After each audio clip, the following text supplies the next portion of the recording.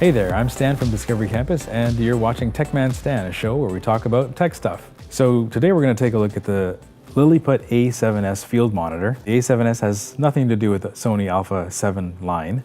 We've got it hooked up right now to the Sony A6500 directly into the HDMI in, so that's what you're seeing on screen here. This is a 4K capable display, meaning it'll take a 4K signal to plug it in and then downres it to 1920 by 1080. So it's not a 4K display itself. It's got a couple of other really cool features.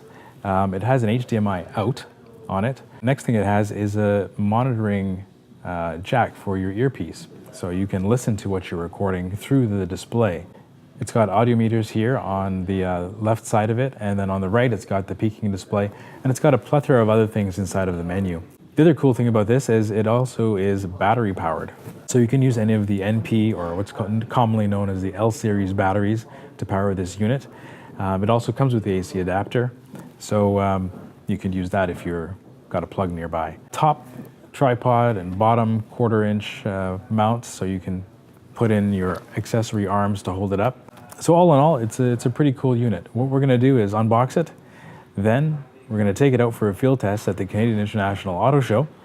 Once we're back, we'll discuss it a bit more. So check it out. We are here with another piece of our video equipment kit. This is the Lilliput A7S field monitor. It's an inexpensive monitor. We pick up most of our equipment at VizTech.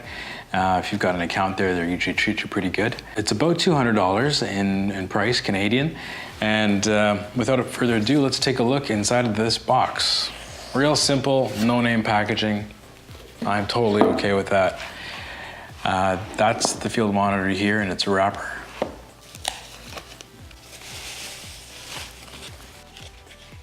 It's got a little piece of styrofoam on top of it. Okay, and there she is. That is a 7-inch field monitor. It is powered by a battery, which would go on the back, and it's the NP series type batteries that would be used there. This is a rubber, looks like a bumper guard of some sort of thing. Up on the top, you've got a series of menu buttons, it looks like. Power, F1, F2, and some external thing. On the side is a jog shuttle wheel. Spins fairly good. I know another person on here said theirs was getting quite stuck. This one seems to be totally fine. And it also presses in, so it functions as a button as well. Nothing on this particular side, and on the top as well as bottom is a mount. It looks like a standard 1/4 inch tripod thread mount. So that's the A7S itself. What else is in the box? There we go. We've got a user's guide, and looks like we've got some sort of little, feels like a battery. Let's find out what that is. Looks like we've got external power supply. AC adapter was included with this kit. This is that's a great deal. Mini HDMI to HDMI. This looks like a battery adapter plate so that you can use the NP series batteries. And lastly, this looks like a hood to block out the light. Let's open it up. All right. Yep, that's exactly what it is. It's just a hood.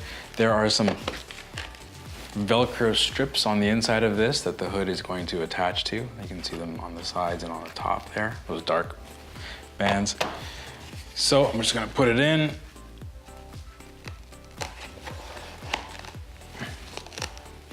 It's pretty good. That's what it would look like out there.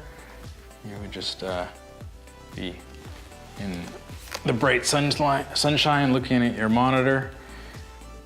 Looks pretty good. This is a 4K capable monitor. It is not a 4K resolution monitor. It just means that if you have any 4K signal outputs, that it will accept them and it will show them without any complaint. Okay, the little box, what's the surprise here? Let's take a peek. Oh, it is not a battery. It is a little mount, which these do come in quite handy. Not sure of the quality of this one, but let's take a quick look. So it has a ball joint and it just pivots, and then you can lock it up with this spool on the side. So they give you one of these. These aren't bad. I'm sure we can find some use for this, so these little spare parts. You also got another screw end if you need to put that screw into where there's currently a, let me just pull it off here. It's currently a hole. So they give you the screw piece that goes into that as well with a little hex key just to tighten it in. That way you've got 2 screw ends. One of the main things though with this is that it's got this battery slot in the back, but I just noticed that it actually has a 4-pin configuration, which is not what the NP batteries use. They use 2, one on the far left and one on the far right side of the battery, and they've got a couple of grips that go down the side. So this appears to be the adapter for that, and it should just literally slide in. There you go. And you'd put your NP series battery right on there. When we take it out in the field, we'll figure out which battery we're going to use on it. That's the unit. Now we've got to take this unit and we've got to put it onto something because it's kind of useless just hanging around out there when you're shooting. For that, you're going to need one of these. This is a articulating arm. They used to be called a no-go arm, that sort of strange name. But effectively what they let you do is mount something and then reposition it into multiple configurations so that you are comfortable with where it's at. So let's quickly open this up. This one's made by ICANN. A lot of manufacturers out there with these. They do weigh quite a bit and they just kind of move around quite fluidly. But the unique thing about them is once you turn this crank, everybody is locked. All the ends lock. So it's a single tightener for 1, 2, 3, 4 joints. Pretty cool. This would screw into one of these holes, and then this would go into something like your frame, for example, right here. I'll just give it a few turns there to see if we can get it to catch. All right, so we've got it definitely catching, and then you can spin this lock washer down in case you don't want it to go any deeper if there's something sensitive behind it. So there it goes, it's just hanging around. The other end on this, on the ICANN, has a flash shoe kind of mount. Just gonna take that off. Let's see what we're left with here. We have a whole bunch of pieces that are not of any good use for this right now. Maybe there is another end in here. Let's see what we got. Yep, there it is.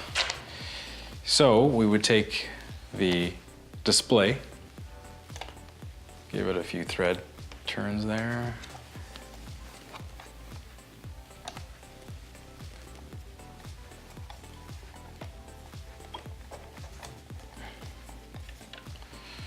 All right, let me bring it down, loosen this up.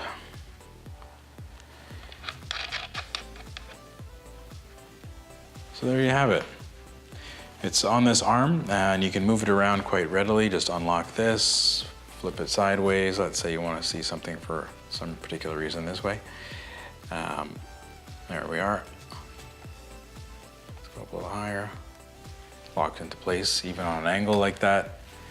So they're quite handy, these little displays, especially trying to look at focus or even focus peaking, any of that type of stuff. Quite honestly, the little displays that most cameras come with these days make it very difficult to see either outdoors or even any detail simply because of the size of the monitor.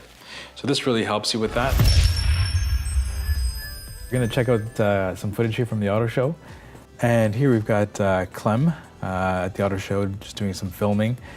He's kitted out in a Steadicam vest and a Ronin M. We'll talk about those two things in an upcoming video. But you can see it there in bright orange. That's the Lilliput A7 in action. The weight of it is pretty decent. It's not too heavy. And the battery on it is an NP750. It lasted us about 5 hours, so that was fantastic.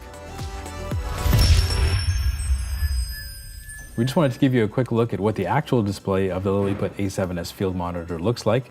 So what we did is connected the Sony Alpha 6500 camera directly to the HDMI input on the field monitor. So here you can see what the color looks like, what the brightness looks like.